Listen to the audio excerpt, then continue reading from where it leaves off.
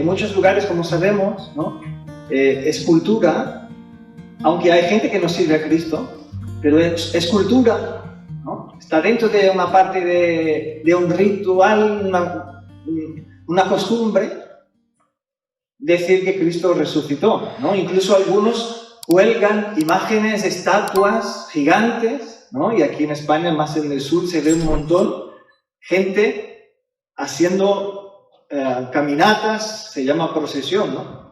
En la calle, cargando imágenes enormes o con ropas, vestimentas. Hay gente que invierte. Dijeron que para una persona que quiere empezar con esto, tendría que invertir de primeras como entre 1.000 y 1.500 euros para todo el traje, tal como se manda la tradición, ¿no?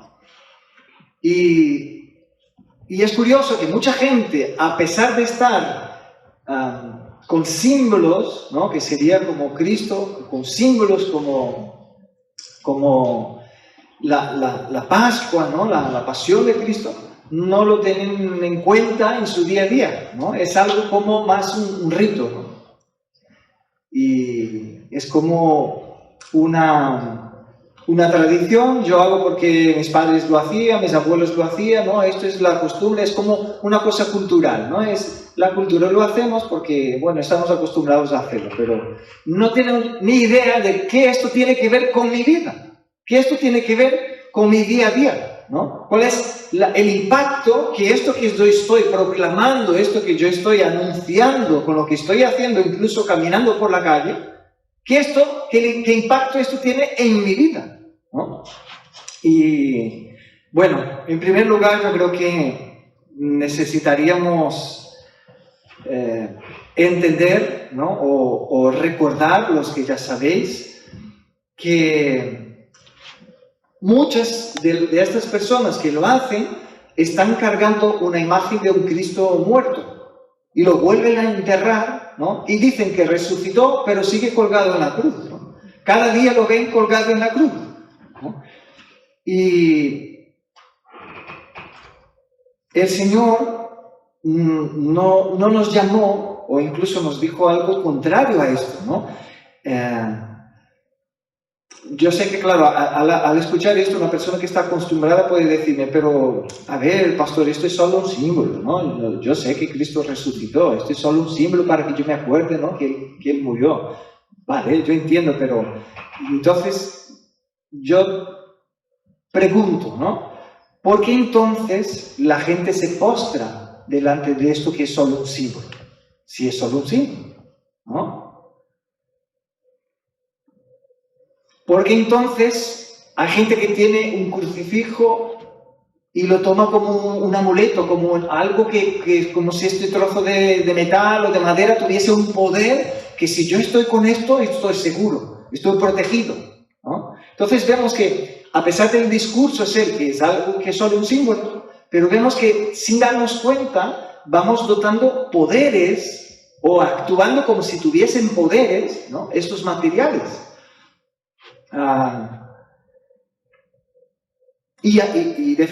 Definitivamente hay mucha gente que se postra delante de estas imágenes como si la imagen en sí tuviese un poder. No lo toman igual si uno se postra en su casa y abre en su casa. Tiene que tener la imagen delante, porque si no es como si no funcionase, ¿no? Incluso algunos lo llevan a casa y tienen en casa un altar, porque si no está allí, no funciona. Entonces vemos que sin darnos cuenta vamos dando connotaciones espirituales o poder, atribuyendo poder a estas cosas que son materiales. Y lo curioso es que en la Biblia, ¿no? Hay una ordenanza justamente en contra de ello. Y algo que nosotros, bueno, todos los que por lo menos hablan de Cristo, ¿no? Y declaran Cristo, y muchos de los que pasean, ¿no? Cargando, ¿no? un Cristo en estos días, conocen los 10 mandamientos, o por lo menos dicen que conocen. Y dicen, ¿tú conoces? Sí. Aunque sea de oídas y no pueda hablar los 10 mandamientos, pero tener recuerdo, ¿no? De que hay 10 mandamientos. Pero, ¿qué es lo que primero viene a la mente de la gente cuando hablamos de los 10 mandamientos? Que no matarás, que no robarás, ¿no? No adulterarás. Y ya lo de no codiciarás va quedando un poquito ahí a escondida, ¿no? Y de ser falso testimonio, ¿no? Que tiene que ver con la mentira también. Bueno, esto ya no hablamos tanto. El de honrar a los padres cada día menos, ¿no?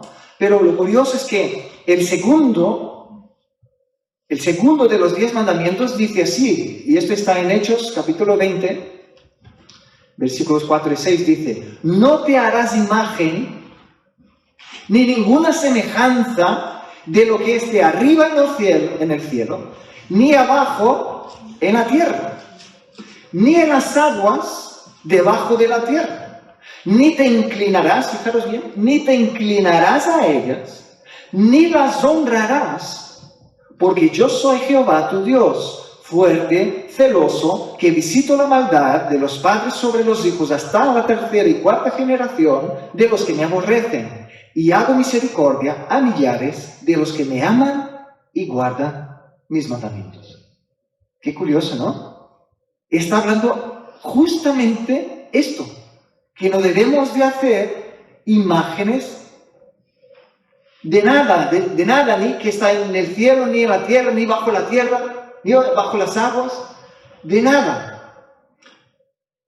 Y una vez yo estaba compartiendo esto con una chica que vi que en el instituto era muy devota, llevaba una foto incluso de imágenes así en sus cuadernos, y a veces cuando tenemos tiempo para comer, ella estaba ahí sentadita y hacía señales y cosas, hablando con sus santos, ¿no? Entonces yo le he preguntado: ¿tú conoces la Biblia? Él dijo: sí. Yo dije: ¿y tú conoces los 10 mandamientos? Él dijo: sí. Y yo le he preguntado: ¿y cómo ves el segundo mandamiento? ¿No? ¿Qué dice el segundo mandamiento? Y dijo: bueno, yo no sé qué dice el segundo mandamiento, ¿no? Y entonces yo lo leí, abrí la Biblia y lo leí para ella.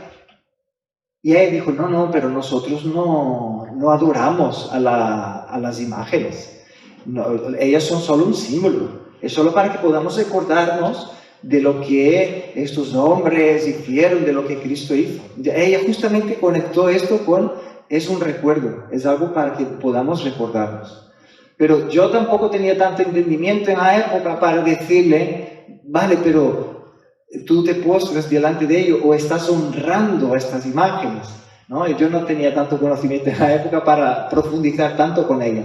Pero yo sí la llevé a leer lo que está escrito en el Salmos 115, que habla de una manera un poco más directa, ¿vale? Pero antes de llegar al Salmo 115, quería solo deciros que es importante que hablemos de ello, porque hay incluso iglesias que se llaman evangélicas y que están empezando, o algunas llevan años ya, ¿no? Pero que se están entregando a estas cosas también.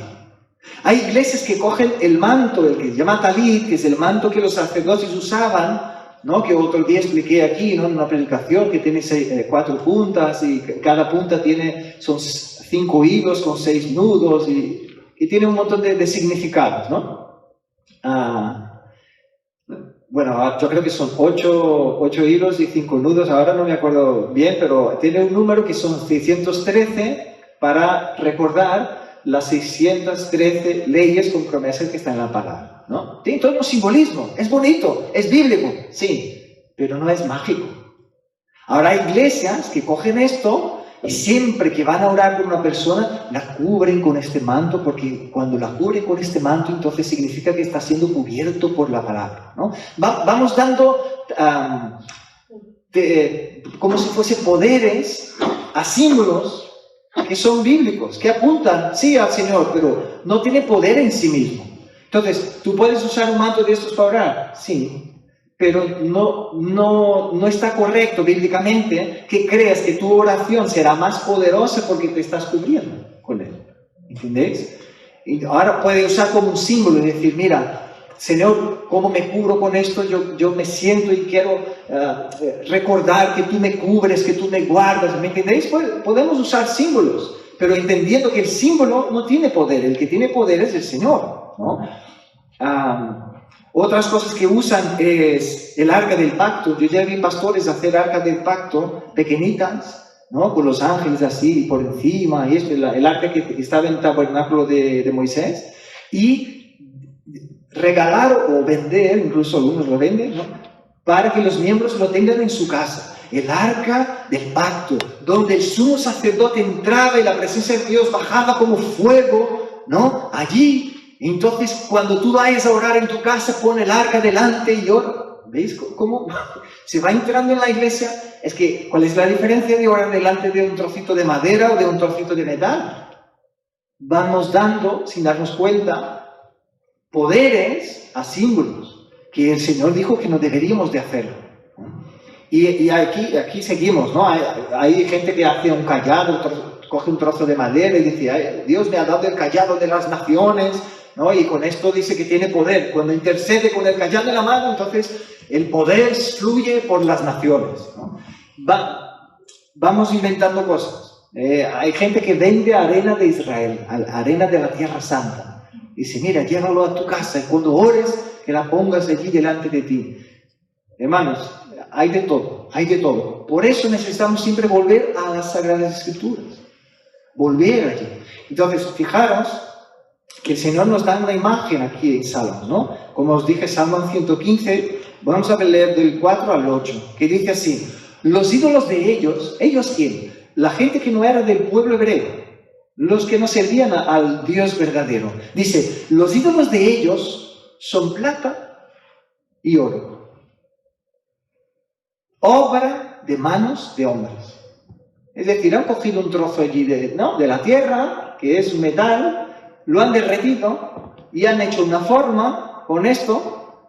Es decir, los hombres formaron obras de manos de hombres. Y dice, tiene boca, mas no habla. Tienen ojos, mas no ven.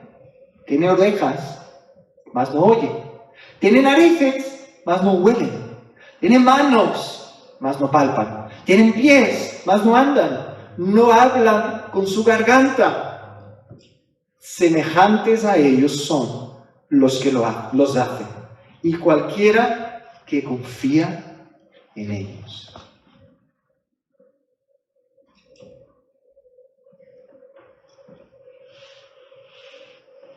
Queda muy claro, ¿verdad? Que está evidente. Y me sorprendió que al compartir esto con la chica allí en el instituto, ella dijo, no, pero es que nosotros no adoramos, no confiamos en las imágenes. Nosotros solo confiamos en Dios, ¿no? Y yo, bueno, me quedé sin saber qué decir porque no tenía tanto conocimiento en la época, ¿no? Para poder estar combatiendo o discutiendo o dando argumentos, ¿no? Pero me sorprendió que al leer la palabra, al ver lo que Dios dice en la palabra, algo que está muy claro, aún así ella no pudo ver. Pero la siembra la dejé allí. Nunca más la volví a ver, ¿no? Después ya cada uno fue para su camino, ¿no? Después de acabar esta etapa de estudio. Pero es importante que volvamos a la palabra, que nos aferremos a la palabra y que no nos desviemos de la palabra, ¿no? Y el versículo 3 habla algo diferente, ¿no? Del Salmo 115 dice, nuestro Dios está en los cielos. Todo lo que quiso ha hecho. ¿Y por qué yo dejé al final este versículo, ¿no? Porque primero el salmista habló esto. Mira, este es nuestro Dios. Y luego él dijo, mira, el Dios de ellos tiene boca pero no habla, tiene manos pero no palpan, tiene pies pero no caminan, ¿no? Entonces él hizo una comparación diciendo, servimos a un Dios que es vivo. Servimos a un Dios que es verdadero. No servimos a un trozo de madera, no servimos a un trozo de barro o de metal, ¿no? Entonces el Señor nos mandó de manera directa, ¿no? No hagáis imágenes, ni postréis delante de ella, ni honréis las imágenes. Entonces, por eso creí necesario hablar incluso de lo que se hace en algunas iglesias que se llaman evangélicas, para que estemos atentos de tampoco honrar a ciertas imágenes. Ni honrarlas debemos, porque esto es una afrenta en contra de Dios, porque estamos diciendo que hay algo material que lo hemos hecho nosotros con nuestras manos, aunque hemos cogido material que Dios creó, ¿no? pero que son cosas que hemos formado nosotros, que hemos dado forma a nosotros, y estamos diciendo que aquello tiene poder para darnos vida. Entonces esto es totalmente un rechazo al Dios verdadero, a aquel que de verdad nos dio vida. Y bueno, es hecha esta aclaración, ¿no?, sobre las imágenes y nuestro Dios verdadero.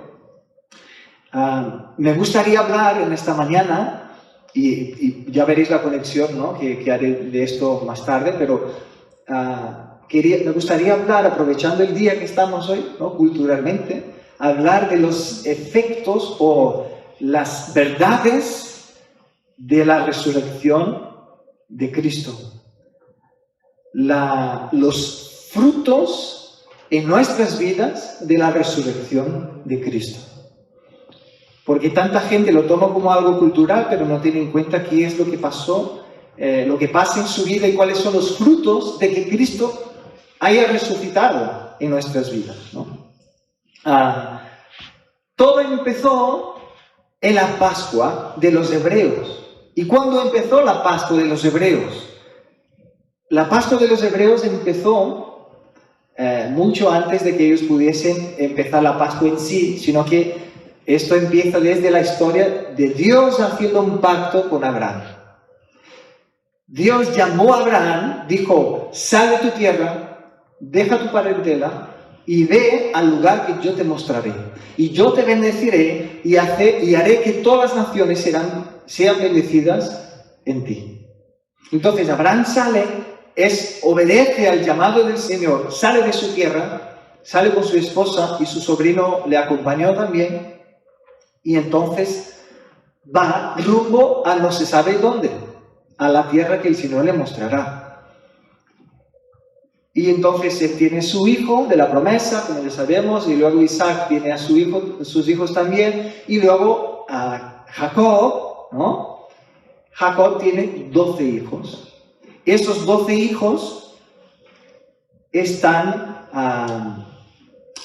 como que medio peleados, ¿no? Sabéis la historia de José. Entonces venden a José como esclavo y el Señor tenía un plan que era suplir y proveer alimento a toda la tierra en una época que iban a ser 7 años de hambre. Entonces Dios levanta a José. Y luego él llama, estando como gobernador de Egipto, ¿no?, el segundo en Egipto, él llama a sus hermanos, a su padre, a todas sus descendencias para venir y estar allí en Egipto. Entonces pasan años, se muere Faraón y se levanta otro, y el nuevo Faraón ve que el pueblo de Dios creció mucho. Ve que son muchos, se multiplican y son bendecidos. Y entonces tiene miedo y dice: tenemos que oprimir a esta gente. Y entonces, ¿qué? Les hacen esclavos. Y el pueblo que es llamado por Dios para tener una tierra, para bendecir a todas las naciones, pasan años esclavos en Egipto.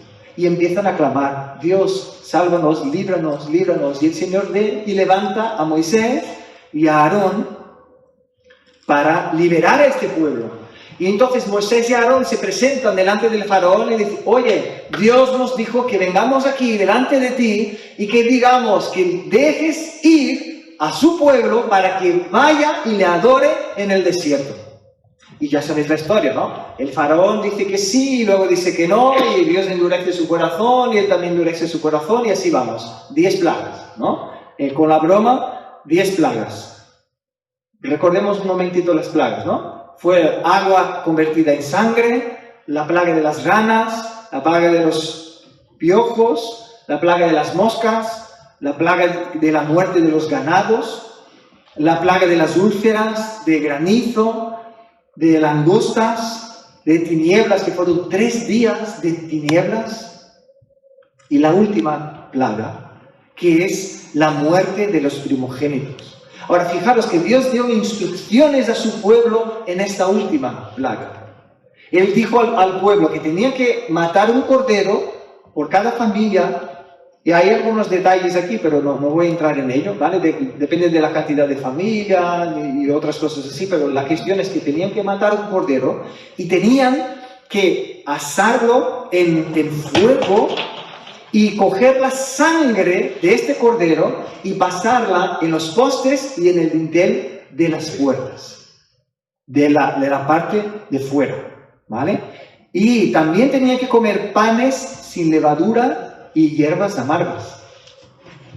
Entonces, vamos a ver, ¿no? Esto empezó Éxodo 12, versículo del 11b hasta el 13. Dice así: es la Pascua de Jehová.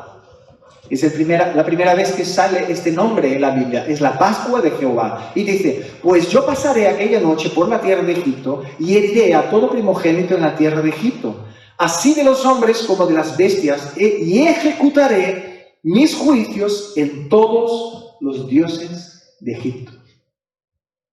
Hay gente que dice que cada plaga que Dios fue poniendo allí era porque estaba conectado a un dios de Egipto, a una imagen, que ellos se postraban delante de ella, que ellos adoraban a estas imágenes como si fuesen dioses. Y Dios los humilló públicamente a cada uno de los ídolos que ellos tenían en aquella tierra.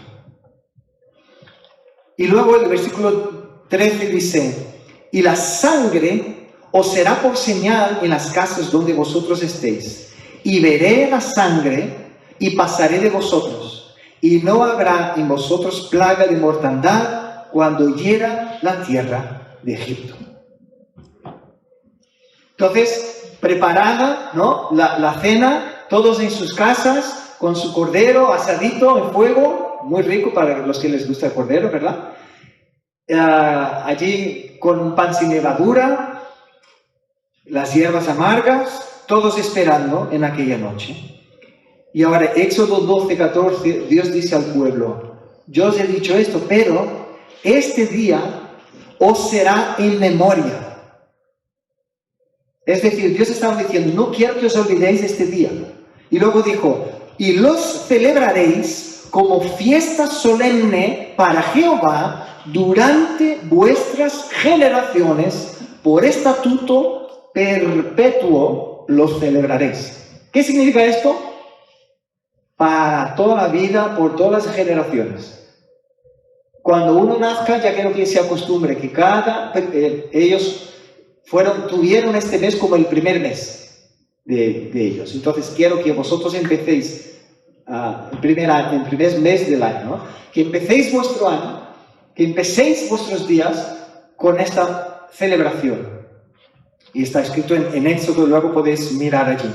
Ahora, ¿por qué os estoy recordando y haciendo todo este repaso de cómo surgió la Pascua? Porque Cristo estaba con sus discípulos celebrando esta fiesta. Él estaba con sus discípulos celebrando lo que Dios había mandado que ellos estuviesen celebrando, que era el día en que ellos estaban esclavos y el Señor trajo muerte a aquellos que estaban cubiertos con la sangre del Cordero. Y como ya hemos visto, ¿no?, en otras predicaciones, todo en la palabra, todo en el Antiguo Testamento apunta a Cristo.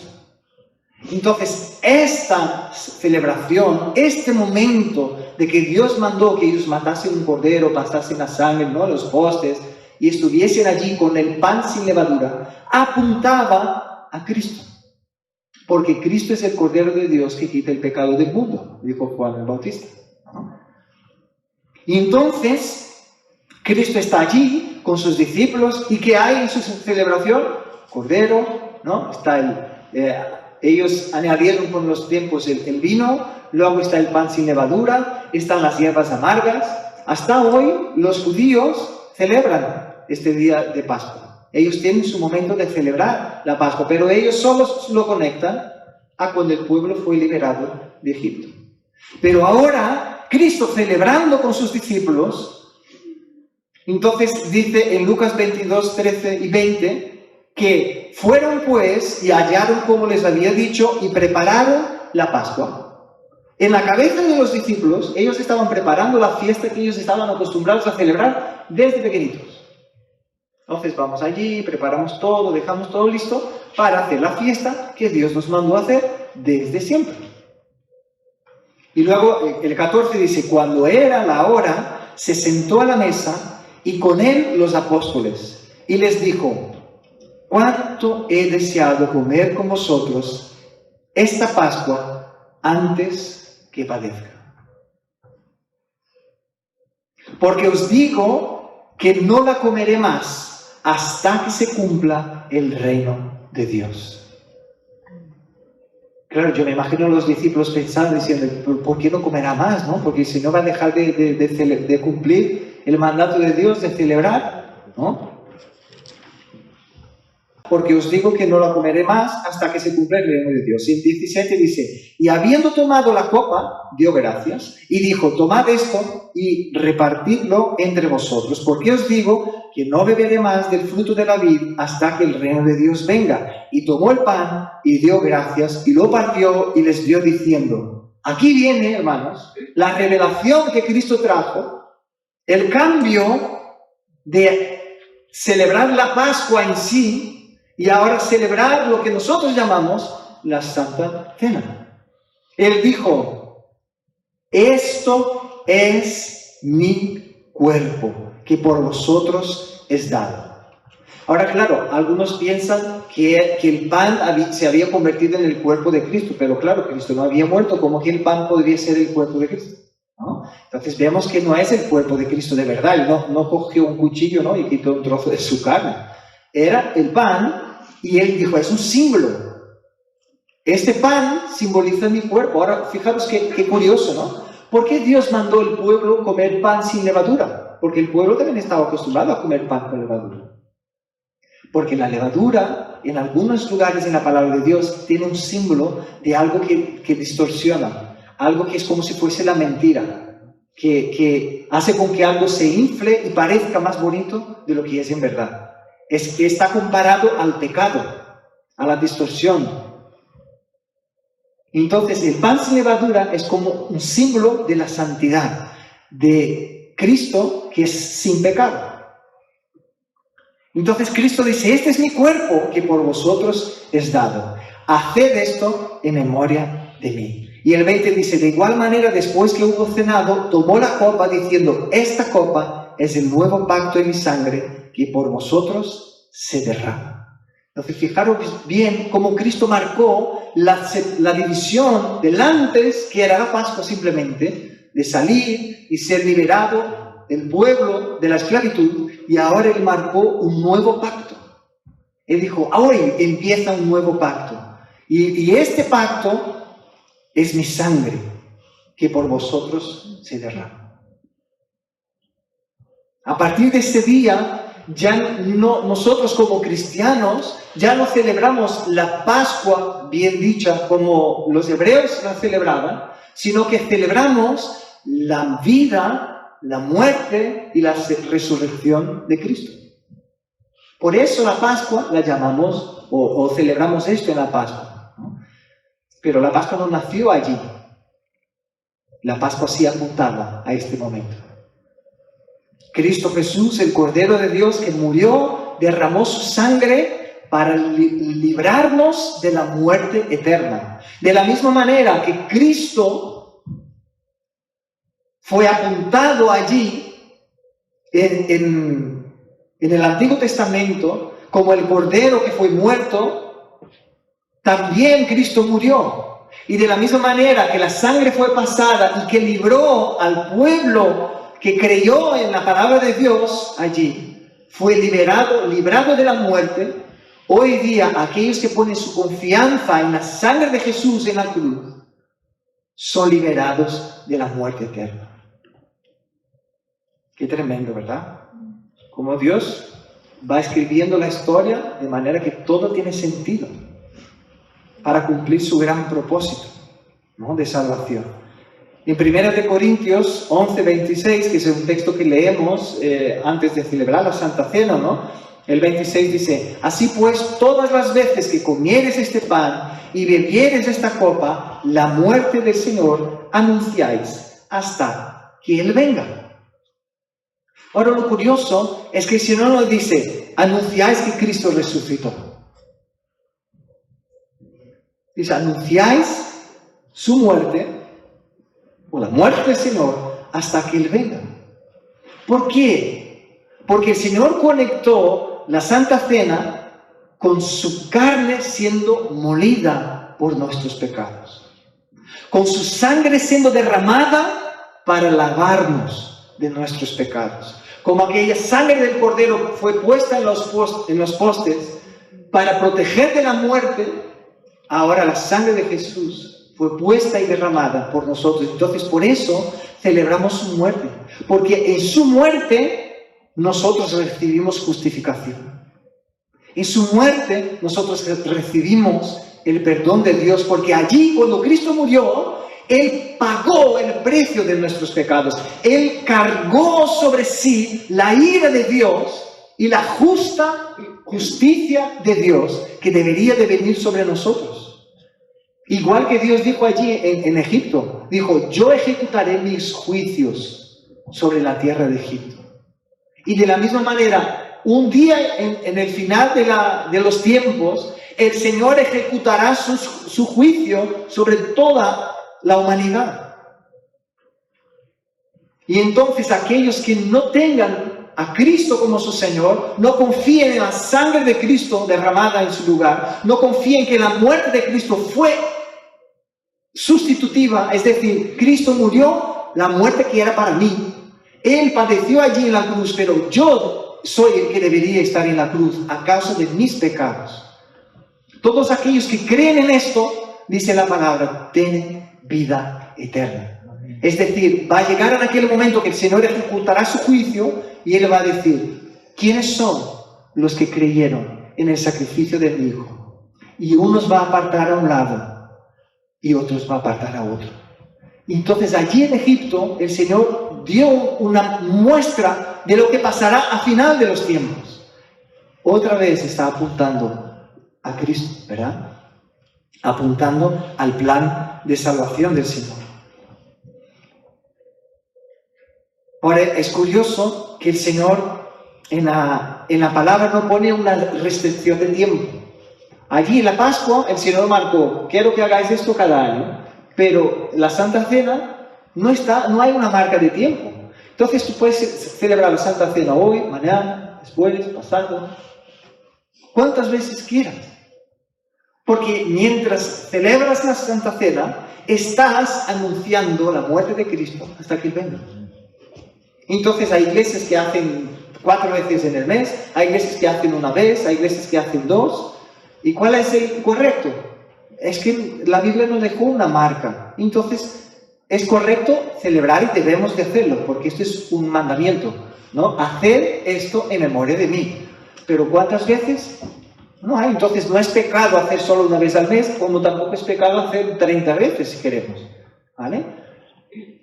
Ahora, entendiendo esto, como celebramos su muerte hasta que Él venga, es porque entendemos que Él resucitó y Él volverá a buscarnos, ¿sí? Entonces necesitamos entender también los frutos de la resurrección de Cristo. ¿Qué es lo que cambia en mi vida? ¿O qué es lo que se aplica en mi vida? ¿Qué es lo que yo puedo cosechar en mi vida? El hecho de que Cristo haya resucitado. Que no sea simplemente una información que yo la tengo y puedo incluso salir en la calle, ¿no? Como mucha gente hace en esta época, salir en la calle, a vestir ropas distintas, ¿no? Gastarse dinero con esto, invertir un montón de tiempo y estar haciendo algo que no tiene conexión con mi vida. Está totalmente desconectado. Es como un hecho que pasó, vale, yo hago porque los otros hicieron, pero ¿y esto qué tiene que ver con mi vida? Y es esto que me gustaría mirar con nosotros en esta mañana, con lo que me queda de tiempo. Y 1 Corintios 15, 17, la primera parte del versículo dice: y si Cristo no ha resucitado, vuestra fe es falsa. Entonces la base de nuestra fe es porque Cristo resucitó. Y esto cambia todo. Entonces vamos a ver, ¿no? Quiero ver con vosotros estas verdades, estos frutos de la resurrección en nuestras vidas. Y vamos a ver 10, ¿vale? 10 frutos. Primer fruto, para los que estáis apuntando. Un Salvador que no puede volver a morirse jamás. Romanos 6:9 dice: sabiendo que Cristo habiendo resucitado de entre los muertos, no volverán a morir. No volverá a morir. Hay gente que, yo creo que uno de los problemas también, ¿no? de las personas que tienen una imagen de un Cristo crucificado y que sigue allí crucificado, no pueden vislumbrar lo que la palabra de Dios dice, cómo será la segunda venida de Cristo. Porque no dice que Él vendrá como cordero. Él ya vino como cordero, Él ya vino dispuesto a entregarse, dispuesto a servir en vez de ser servido. Ahora ya no dice que Él volverá de esta manera. Él ya volverá como el Rey de Reyes, el Señor de Señores. Ya volverá, que dice que sus ojos son como llamas de fuego. Dice que en su pierna, ¿no? Como en su pierna está escrito Rey de Reyes, Señor de Señores. Dice que vendrá como con un manto de gloria. Da una imagen de un Cristo que viene para ejecutar juicio, ejecutar la sentencia. Porque, claro, el Señor marcó y dijo que aquel que no cree en Cristo está condenado, pero ¿y cuándo vendrá la condenación? ¿Cuándo vendrá la ejecución de la sentencia? Cuando Cristo vuelva. Y entonces estemos todos delante de la presencia de Dios. Entonces, vemos aquí y que podemos alabar a un Cristo que no volverá a morirse más. Eso significa que ya no hay nadie que le pueda hacer frente. Igual lo hicieron allí cuando Él estaba en la cruz y la gente le afrontaba y se burlaba de Él. Y así se quedaba como si nada. Ah, si tú eres hijo de Dios, bájate de allí. No salvaste a unos cuantos, ¿por qué no te salvas a ti mismo? Aquí ya no habrá más la oportunidad de aquel que quiera acercarse a Cristo y tratarle de esta manera con desprecio. Porque nadie puede tratar a Dios de esta manera. Solo fue permitido porque Dios tenía un plan y Cristo se sujetó a este plan. Pero ahora, ya cuando Cristo vuelva, ya no. Ya nadie más podrá volver a tocarle. Ya nuestro Cristo ya no volverá a morirse otra vez. Él volverá en gloria. Entonces, este es el primer fruto de la resurrección. Ahora Cristo está glorificado a la diestra del Padre, dice la palabra, reinando a la diestra del Padre. Y volverá en gloria. El segundo fruto es el arrepentimiento. Hechos 5, 30 y 31 dice: el Dios de vuestros padres resucitó a Jesús, a quien vosotros habíais matado colgándole en una cruz. A este Dios exaltó a su diestra como príncipe y salvador. ¿Pero para qué hizo esto? El versículo dice ¿para qué? ¿Para qué? Dice, para dar arrepentimiento a Israel. El hecho de que Cristo haya muerto y haya resucitado, esto nos da la capacidad o la oportunidad de ser ministrados por el Espíritu Santo de Dios, ser llevados por el Espíritu Santo de Dios a la tristeza según el corazón de Dios, que dice la palabra, la tristeza del arrepentimiento, el lloro que produce el arrepentimiento. Y el arrepentimiento no es aquello de que, voy a sufrir un montón por las cosas que yo hice, sería mejor no hubiese hecho. No es querer huir de las consecuencias de lo que hicimos de malo. El arrepentimiento es un sentimiento profundo en el corazón de reconocer la maldad que hay en nosotros que nos llevó a actuar de aquella manera. Y tenemos la capacidad de llegar al arrepentimiento porque el Espíritu Santo de Dios fue derramado sobre nosotros porque Cristo resucitó. El tercer fruto es el fruto del nuevo nacimiento. 1 Pedro 1:3 dice, según su gran misericordia, nos ha hecho nacer de nuevo a una esperanza viva mediante la resurrección de Jesucristo de entre los muertos. Claro, si Cristo hubiese simplemente muerto y hubiese quedado muerto, no tendría sentido decir que nosotros vamos a vivir una nueva vida. Porque todo lo que Dios habla sobre nosotros en nuestra nueva vida con Cristo, Él conecta a la obra de Cristo. ¿Cuál fue la obra de Cristo? Él murió y resucitó. Entonces dice a nosotros que nosotros morimos y resucitamos también con el Señor. Ahora, si Cristo no hubiese resucitado, ¿dónde quedaría la nueva vida? ¿Dónde estaría la nueva vida? No tendría sentido hablar de una vida nueva porque estaríamos hablando de un Dios que estaría muerto. Tiene sentido que hablamos que ahora tenemos una nueva vida en Cristo porque Cristo resucitó y está vivo. Y es Él quien nos da una vida nueva. Él que imparte su vida a nosotros cada día. Entonces, esta esperanza viva que tenemos, que habla el versículo, de esta esperanza viva, es porque tal como Él resucitó, en la palabra Dios nos promete que nosotros también resucitaremos con Él. Y esto, bueno, hablaré más adelante. Pero aquí el Señor nos muestra que su resurrección, uno de los frutos de su resurrección, es que hoy podemos nacer de nuevo. Porque antes de Cristo nadie podía nacer de nuevo. Antes de Cristo, Dios había creado un pacto con la humanidad para poder conocer un poco a Dios, y en este pacto habían el sumo sacerdote, que era el único que podía estar delante de la misma presencia de Dios, que estaba simbolizada por el arca allí, ¿no? En el tabernáculo. Estaba el sumo sacerdote, el sacerdote que podía ir hasta el santo lugar solo, que ahí prendía las luces, ¿no? Hacían cosas, cortaba el pan, ¿no? Y hacían cosas allí que eran para ofrecer sacrificio delante del Señor. Y los sacerdotes también eran los que mataban los animales, los ponían allí en el altar y los sacrificaban delante del Señor, representando al pueblo. Ahora, ¿y el pueblo? Esto eran unos pocos. Era solo una tribu que había sido destinada. Y las otras 11 dependían total y exclusivamente de esta tribu que hiciese su función delante del Señor para poder recibir el perdón de sus pecados a cada vez que se hacía un sacrificio. Entonces, ¿veis cómo en el antiguo pacto Dios mostró una separación entre las personas?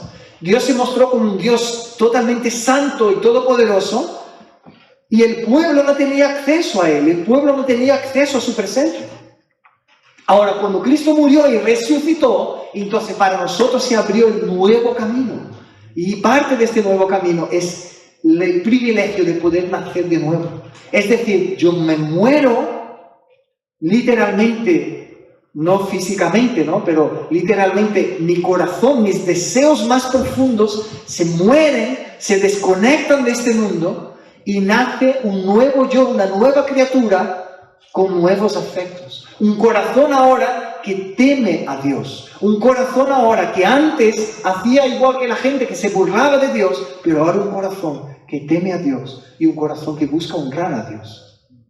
Esto solo puede suceder en nosotros porque Cristo resucitó. Solo por su resurrección podemos nacer de nuevo.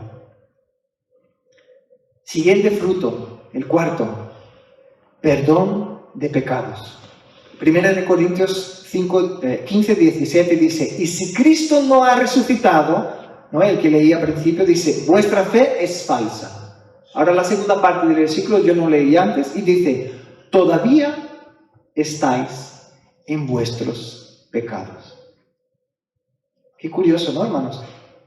Cristo apuntó todo el perdón de nuestros pecados en su muerte, pero si, para que fue la sustitución, ¿no? Él nos sustituyó allí. Pero si hubiese quedado muerto, no hubiese cambiado nada. Él tuvo que resucitar. Tenía que completar lo que Dios tenía por hacer.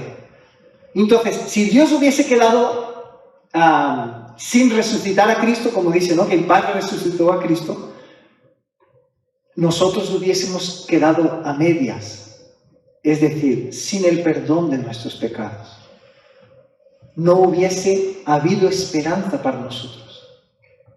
Y estar sin perdón de nuestros pecados, hermanos, significa estar esperando la condenación. ¿Vale? Imaginad que tú tienes, no sé, una buena cantidad de multas.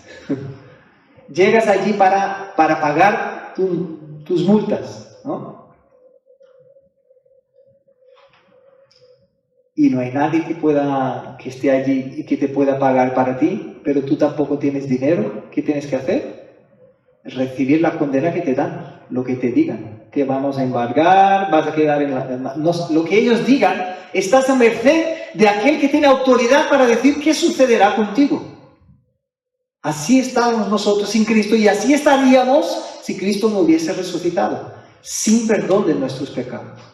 Pero como Él resucitó, entonces llegamos allí para pagar nuestra multa y alguien te dice, ya está pagada.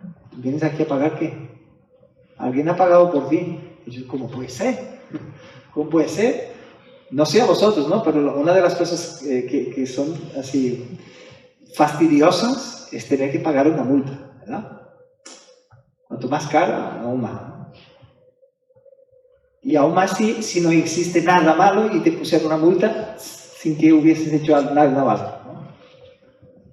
Pero incluso las cosas que hemos hecho mal, ¿no? Que hemos salido ¿no? Ido más rápido de lo que deberíamos, hemos aparcado en un lugar despistados que no deberíamos, cualquier cosa, aunque sea un error nuestro, no es agradable pagar una multa, ¿sí? Ahora, qué gracia el Señor nos dio, porque no estamos hablando de multas cuando hablamos de nuestros pecados. Estamos hablando de la separación del mismo Dios eterno, del Dios que es santo. Entonces, estar sin perdón de nuestros pecados significa estar apartado de la vida, estar apartado de lo que de verdad es la paz verdadera, estar apartado del gozo verdadero, estar apartado de todo lo que es bueno, todo lo que es justo, lo que es puro, lo que es santo. De no tener el perdón de nuestros pecados sería estar en la condición más lamentable que podríamos estar. Y porque Cristo resucitó, dice la palabra, entonces ahora nuestros pecados son perdonados. Podemos tener esta esperanza de que en su muerte y resurrección, en su obra completa de salvación, recibimos el perdón del Señor. Aleluya. Es el quinto fruto, el Espíritu Santo, ¿no? Como he comentado en otro versículo anteriormente. Hechos 2, 32, 33 dice, y a este Jesús resucitó de Dios, de lo cual todos nosotros somos testigos. Así que, exaltado a la diestra de Dios, y habiendo recibido del Padre la promesa del Espíritu Santo, ha derramado esto que vosotros veis y oís. Aquí ellos estaban testificando en Pentecostés lo que estaba sucediendo allí. Ellos estaban viendo una manifestación del poder de Dios sobre los discípulos que estaban allí. Y Él dijo, a ver, ¿estáis viendo esto? Esto es fruto de la resurrección de Cristo. Este Cristo que vosotros habéis muerto, habéis matado, ¿no? Todos habéis sido testigos de lo que sucedió, que Él murió, pero Él resucitó. Y uno de los frutos, una de las evidencias que Él resucitó y es un Dios vivo, es lo que Él está haciendo aquí, algo sobrenatural que vosotros no podéis entender. Pero es Él el que está haciendo, porque Él resucitó y está vivo. Tremendo esto, hermanos. Entonces, nosotros hoy podemos recibir al Espíritu Santo de Dios, podemos recibir la gracia de ser sellados en nuestro espíritu, como dice la palabra, sellados como hijos de Dios, cuando creemos en el sacrificio de Cristo, porque Él resucitó. Y porque Él resucitó, podemos recibir la promesa. ¿Os acordáis que Cristo dijo, no? Es necesario que yo vaya. Porque si yo no voy, ¿qué pasaría? Yo no os enviaré al Espíritu. El Padre no enviará al Espíritu. Entonces yo tengo que ir. El hecho de que Cristo murió y resucitó y volvió al Padre nos da la bendición de poder ser ahora templo del Espíritu Santo de Dios, casa de Dios. ¿Sabe qué es esto, hermanos? Es tan fácil de decir, pero es algo tan profundo, tan poderoso. Tú y yo, miserables tal como somos, tan llenos de pecados, y por la gracia de Dios, y la misericordia de Dios, el sacrificio de Cristo en la cruz, somos morada de Dios. Él viene y habita en el corazón de aquellos que creen en Cristo. Y esto se ve, hermanos, que cambia nuestra vida, cambia nuestra historia, cambia nuestras actitudes. Es imposible que seas morada del Señor y que esto no haga diferencia en lo que haces, en lo que vives. Se ve, la palabra dice, por sus frutos os conoceréis. Y qué gran bendición es poder ser morada del Espíritu Santo de Dios y saber que el Espíritu de Dios está obrando en tu corazón y está trabajando en ti. Cada día está obrando en tu vida y en mi vida. ¿Por qué? Para hacer con que seamos iguales que Cristo. Dijo, a la imagen del primogénito, aquel primero, aquel que era el unigénito de Dios, fue hecho primogénito entre muchos hermanos, para que todos seamos hechos a su imagen. Aleluya, qué bendición, ¿no? Qué gracia. El Espíritu de Dios es derramado porque Cristo Jesús resucitó. El sexto fruto es que ninguna condenación hay para los hijos de Dios. Romanos 8, 33 y 34 dice, ¿quién acusará a los escogidos de Dios? Dios es el que justifica. ¿Quién es el que condenará? Y luego él dice, Cristo es el que murió, pero no se queda por ahí. Dice, más aún el que también resucitó y que el que además está a la diestra de Dios, el que también intercede por nosotros.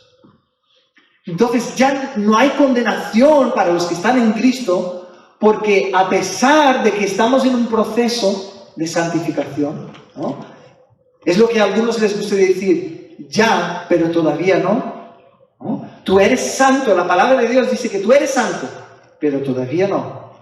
Porque eres santo porque no es por tu performance que recibes la santidad, sino porque Cristo murió en la cruz por ti y su sacrificio te santifica a ti, te hace santo, pero todavía no, porque el Señor está haciendo un proceso de santificación en ti.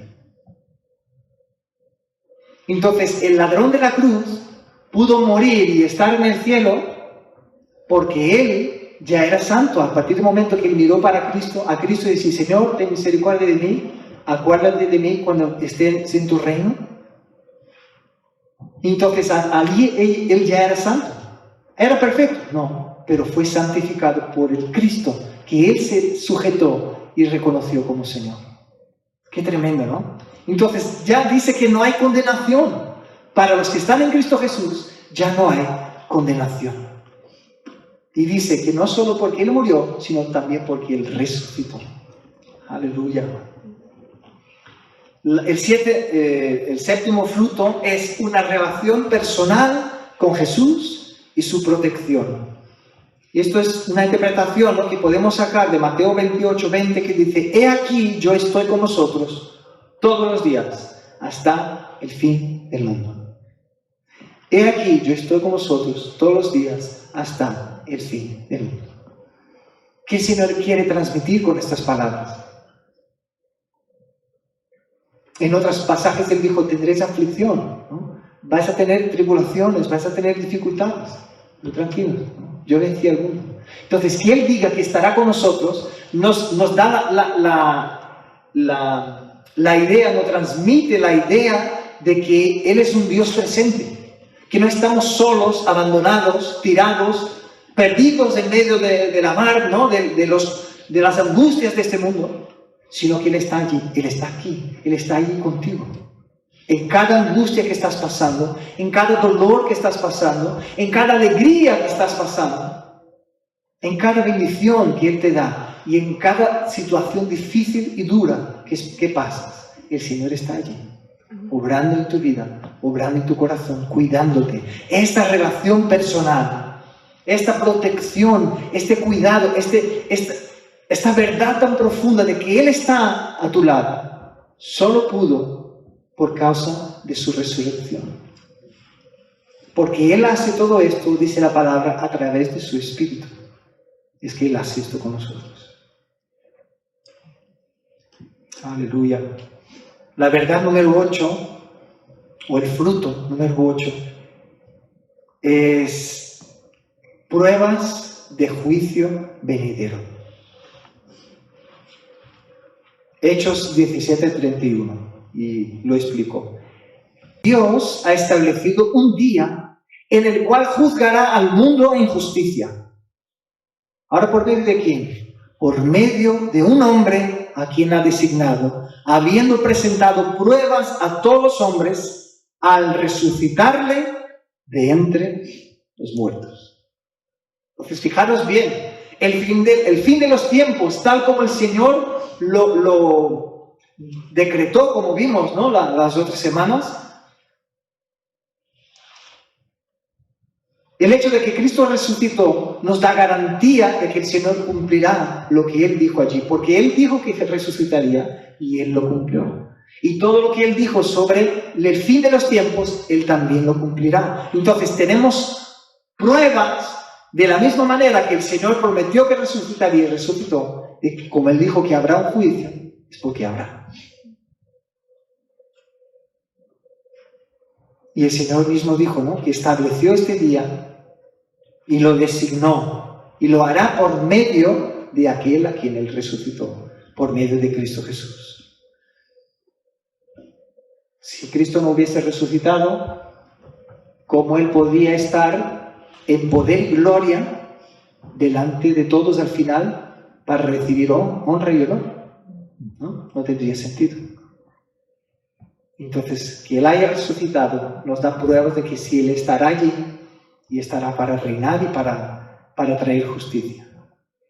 El fruto 9 es la salvación de la ira venidera. Primera Tesalonicenses 1:10 dice: y esperar de los cielos a su Hijo, al cual resucitó de los muertos, a Jesús, quien nos libra ¿de qué? De la ira venidera.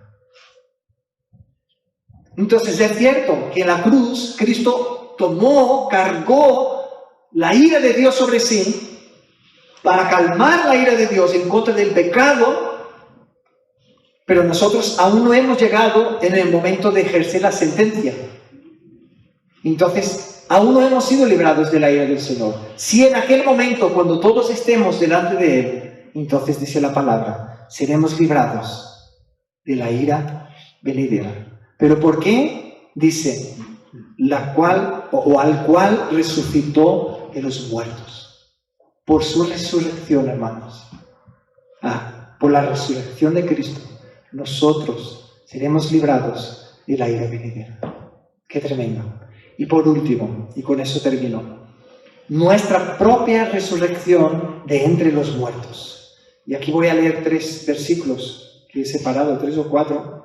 Dice, 2 Corintios 4:14, dice, sabiendo que aquel que resucitó al Señor Jesús, a nosotros también nos resucitará con Jesús y nos presentará juntamente con vosotros. Romanos 6:4 dice, porque somos sepultados juntamente con Él para muerte por el bautismo, a fin de que como Cristo resucitó de los muertos por la gloria del Padre, así también nosotros andemos en vida nueva. Fijaros bien cómo el Señor va comparando.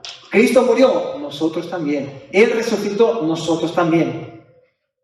Romanos 8:11 dice, y si el espíritu de aquel que levantó de los muertos a Jesús mora en vosotros, el que levantó de los muertos a Cristo Jesús, vivificará también vuestros cuerpos mortales por su espíritu que mora en nosotros. ¿Veis cómo Dios va comparando? Muerte, resurrección, y allí nos hace identificar con Cristo. Y el último versículo, 1 Corintios 6:14. Y Dios que levantó al Señor, también a nosotros nos levantará con su poder. Aleluya. Entonces, hermanos, cuando celebramos la Santa Cena, cuando celebramos la muerte y la resurrección de Cristo, no solo celebramos el hecho que aconteció algo en la historia, como algo desconectado de nosotros. No solo celebramos algo que sucedió allí, bueno, está en el pasado, ahí se quedó, ¿no? Y qué bueno que podemos saber lo que pasó. No es algo que está desconectado de nuestro hoy, sino que celebramos todos los efectos de la resurrección de Cristo en nosotros. Celebramos todas las bendiciones, todos los frutos que tenemos en nuestra vida hoy a causa de su muerte y de su resurrección. Aleluya. Entonces vemos un Salvador que no puede volver a morirse. llegamos al arrepentimiento, nacemos de nuevo, somos perdonados, recibimos a su Espíritu en nuestras vidas. No hay condenación para los que creen en Cristo. Tenemos una relación personal con Él, Él nos protege. Tenemos prueba de que al final estaremos delante de aquel que gobierna sobre todo y que determinará el fin de todas las cosas y llamará así a aquellos que creyeron en Él. Y somos salvados de la ira venidera del Señor. Y a la promesa final, ¿no?, que hemos leído, resucitaremos también con Él. Esta es la esperanza de aquel que es cristiano. Su esperanza, su mayor esperanza no es, ay, ¿será que el próximo año Dios me va a dar un coche nuevo? ¿Será que el próximo año Dios me va a dar una casa nueva? Su mayor esperanza de aquel que vive por Cristo es, Señor, yo vivo esperando que un día vuelvas a buscarme. Y cuando vuelvas, mi esperanza es que cumplirás tu palabra. Porque yo creo en Cristo, yo resucitaré en aquel día y viviré eternamente en tu presencia. Aleluya. Y por eso acabo con Apocalipsis 22, 17, que dice, y el Espíritu y la esposa dicen, ven. Y el que oye diga, ven. Y el que tiene sed, venga. Y el que quiera, tome el agua de la vida gratuitamente. Amén. Y con esto yo termino. El Señor hace un clamor primero por aquellos que ya entregaron su vida a Cristo, diciendo, el Espíritu y la esposa dicen, ven. Pero luego dice, el que tiene sed, venga. El que quiera, tome del agua de la vida. Entonces, cierra tus ojos en este momento. Si tú estás aquí en esta mañana y al escuchar sobre la resurrección de Cristo, lo has podido percibir como algo que aún está desconectado de tu vida. Aún tú no puedes ver los frutos de la resurrección de Cristo en tu vida, en tu día a día. Tienes la oportunidad de responder a este llamado que hace en este versículo al final, diciendo, el que tiene sed, venga. El que quiera, ven y beba. Entonces, si tú hoy quieres, si el Espíritu de Dios, a través de traer conciencia a tu espíritu en esta mañana, de que los frutos de la resurrección no son una evidencia en tu vida, no estás pudiendo vivir bajo estos frutos en tu vida, el Señor te llama y dice, ¿tienes sed? ¿Tú quieres vivir esto? Ven. Y dice, aquel que quiere tomar de este agua de vida, yo doy gratuitamente. El Señor te dice, ¿quieres beber de esta agua? ¿Quieres beber de esta nueva vida que Dios te da? Ven y bebe. Y para beber, simplemente el Señor quiere que tú digas, Señor, yo quiero. No hace falta grandes palabras, no hace falta palabras mágicas. El Señor está esperando de ti que te arrepientas, de decir, Señor, me arrepiento. El Señor te invita en esta mañana, arrepiéntete. Dile al Señor, Dios, estoy arrepentido de vivir como estoy acostumbrado a vivir hasta hoy. Yo quiero aprender a vivir por ti. Quiero aprender a vivir para honrarte. Quiero honrarte a ti, Señor, porque moriste en la cruz en mi lugar. Yo reconozco que solo puedo ser perdonado porque moriste en mi lugar. Yo reconozco que solo puedo ser salvado porque moriste y resucitaste en mi lugar, Señor. Entonces, en esta mañana, yo quiero vivir por ti y te pido, Señor, que me ayudes a vivir por ti, me lleves a vivir por ti, me lleves a vivir los frutos de tu resurrección. Que la resurrección no sea simplemente un cuento, una historia que yo hablo del pasado, que yo lo sé en mi mente, sino que haga la diferencia, que cambie las estructuras de mi corazón a partir de hoy, Señor.